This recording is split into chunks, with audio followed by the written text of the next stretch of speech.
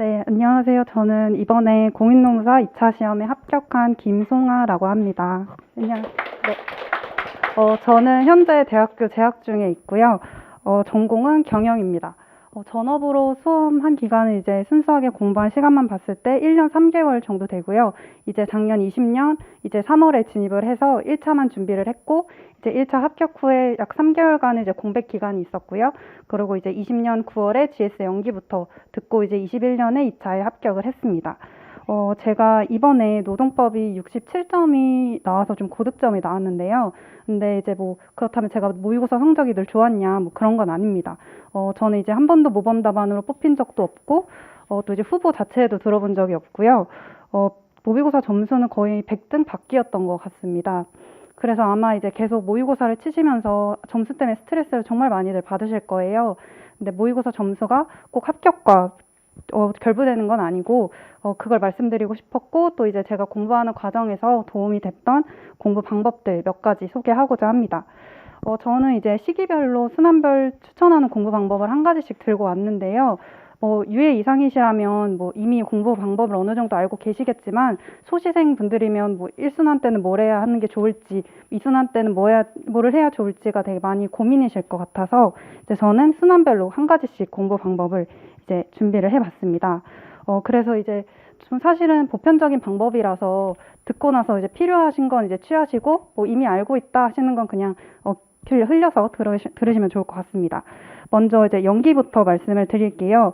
사실 현재 이야기를 드리는 시점으로는 이미 이제 연기가 지나고 이제 일기를 준비하고 계실 텐데, 일기에도 충분히 하실 수 있는 방법인 것 같아서 이제 연기부터 말씀을 드리겠습니다. 필기 노트를 만드는 건데요. 일단 수진쌤이 강의력이 매우 좋으셔서 이제 수업을 들을 때는 이해가 엄청 잘 되는 것 같은데, 이제 혼자 복습을 하려고 책을 피면 내가 이해했던 게 맞나? 할 때가 정말 많습니다. 뭐 취업규칙 뭐 이런 건 물론이고, 특히 뭐 근로시간 면제자, 노조전임자 이런 거 듣고 나서 복습을 하려면 정말 너무 힘들었던 것 같아요. 그래서 이제 필기노트 자체는 내 생각과 언어로 정리를 하기 때문에 저는 이제 복습을 할 때 필기노트를 보면서 복습을 하면 훨씬 더 내용이 상기가 잘 되더라고요. 그래서 이제 연기에 작성했던 필기노트를 실제 이제 3기까지도 계속해서 봤습니다. 근데 이제 그보다 더 큰 이유는 이제 모의고사를 계속 보시면서 내가 안다고 생각했던 부분인데 사실 모르는 부분 또는 잘못 알고 있던 부분들을 굉장히 많이 발견하실 거예요. 저는 3기까지도 발견을 했고요. 아직 3기인데 시험 얼마 안 남았는데 나 아직도 이거 모르나? 이렇게 막 좌절하지 마시고, 차라리 시험 전에 이제라도 알아서 다행이다 하시면서 필기노트 다시 펼치셔서 공부하셨으면 좋겠습니다. 그래서 이제 연기에 추천드리는 방법은 필기노트 만드는 거고요. 혹시 연기에 안 만드셨으면 일기에도 판서 굉장히 자세하게 해주시니까 일기에도 준비하셨으면 좋겠습니다. 그래서 바로 이제 일기 추천드릴 공부 방법인데요. 이제 단권화입니다. 사실 뭐 2차 공부 진지하게 해보셨다면 뭐 일기에 단거나 하는 거 뭐 그냥 보통 공부 방법 아닌가 하실 수 있는데, 이제 저는 2차 공부가 처음이었어서 이해를 하기에도 되게 바빴습니다. 그래서 연기에 분명히 수업을 들었는데 일기에 들으니까 또 다시 이해해야 하고, 이제 이해에 굉장히 많이 시간을 들였는데, 물론 단거나 자체가 시험 전까지 계속해서 해야 하는 건 맞지만 저는 일기에 어느 정도 이제 단거나의 틀을 좀 잡고 싶었습니다. 그래서 일기에는 단거나를 미리 해둬서 좀 한번 정독하고 이제 이해에 초점을 뒀고, 이제 2기에는 단거나의 시간을 줄이는 대신 조금 더 암기에 많은 시간을 드리려고 했습니다. 제가 1기에 했던 이제 단거나 방법은요, 이제 저는 일단 쟁점 정리 노트 책에다 단거나를 했고요. 대중소목차에 이제 형광펜 칠하기, 그리고 이제 연기에 들었던 이제 통로에 해둔 필기들을 옮겨 적는 거 정도로 했던 것 같습니다. 그리고 이때 이제 필기는 연필로 하시는 걸 추천을 드리고요. 왜냐면 이제 순환이 점차 지나면서 이제 머리에 지식이 쌓이기 때문에 뒤에 이제 필요 없는 필기가 되는 경우들이 굉장히 많습니다. 그래서 이제 연필로 하시고 이제 뒤에 이제 지우기 쉽게 하시면 좋을 것 같습니다. 근데 이제 일기에 단거나를 하시면 특히 초시생분들의 경우는 좀 시간에 많이 쫓기실 거예요. 그래서 뭐 단점 같은 경우에는 다독을 못하니까 이제 일기에 진행되는 좀 심화된 리마인드 테스트, 그게 조금 저는 좀 병행하기에 무리가 있었던 것 같습니다. 근데 이제 장점은 아무래도 이제 단권화를 어느 정도 해보다 보니까 2기에 제가 추천드릴 공부 방법은 물론 이제 암기에 시간을 좀 더 쏟을 수 있었던 것 같습니다. 그러면 이제 바로 2기에 추천드릴 공부 방법인데요. 메모지에 목차를 적는 겁니다. 이제 저는 이제 모의고사를 풀게 되면 그 모의고사 내용들을 전부 메모지에 목차로 이제 정리를 해뒀습니다.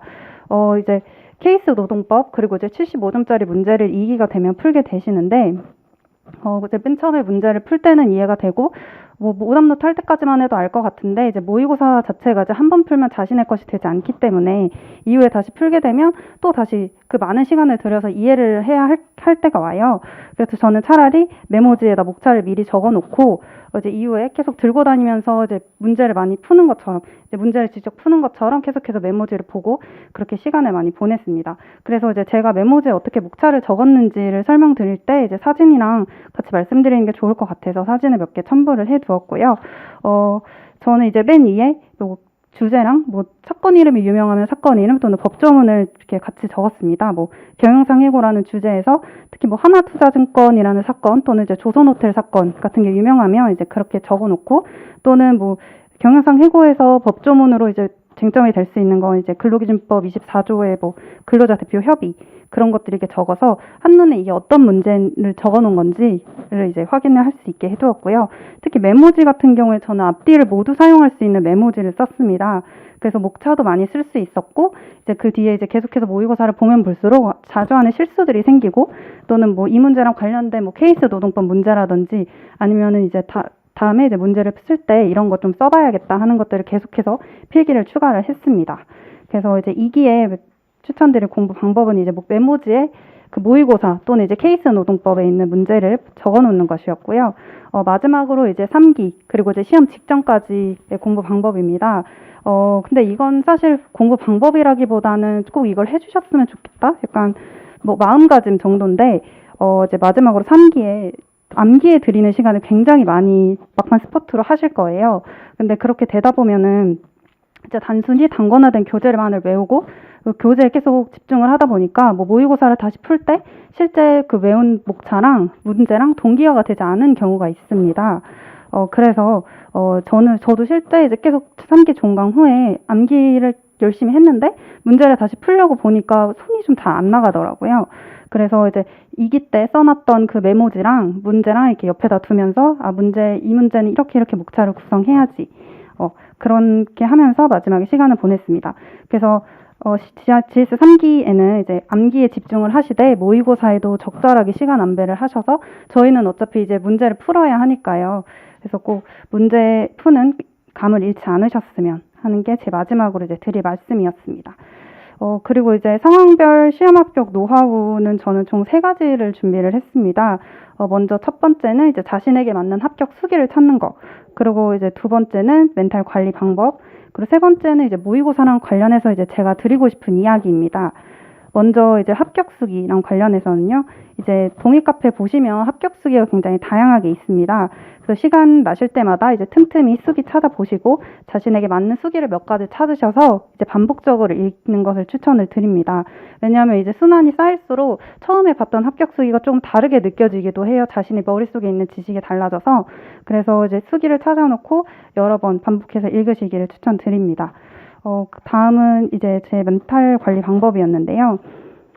이제 물론 이제 저희가 수험 생활을 하는 이후에는 궁극적인 목표는 합격이지만 저는 이제 합격에 자꾸 연연을 하다 보니까 모의고사 점수가 잘 안 나오면 좀 의기소침해지고 우울해지고 또 떨어지면 어쩌지? 이런 생각이 제일 먼저 들더라고요. 그래서 그냥 좀 생각을 좀 다르게 해볼까라는 좀 그 생각이 들었고, 그래서 오히려 이거 합격이라기보다는 이 시간 내에 내가 정말 열심히 쏟아부어서 나 이렇게까지 열심히 할 수 있는 사람이구나, 좀 알차게 1년 보내보자, 그런 목표를 가졌던 것 같아요. 그래서 저랑 같은 목표는 아니시더라도 좀 합격에만 연연하지 말고 그 과정에서 이제 본인에게 다른 의미를 부여하는 것도 멘탈 관리 방법 중에 하나일 거라고 생각을 해서 이제 이야기를 드린 겁니다. 마지막으로는 이제 모의고사랑 관련해서 제가 이제 드리고 싶은 이야기인데요. 수진쌤 모의고사가 이제 아직까지는 이제 많이 못 겪으셨겠지만 좀 엄청 극악무도하게 어렵게 내십니다.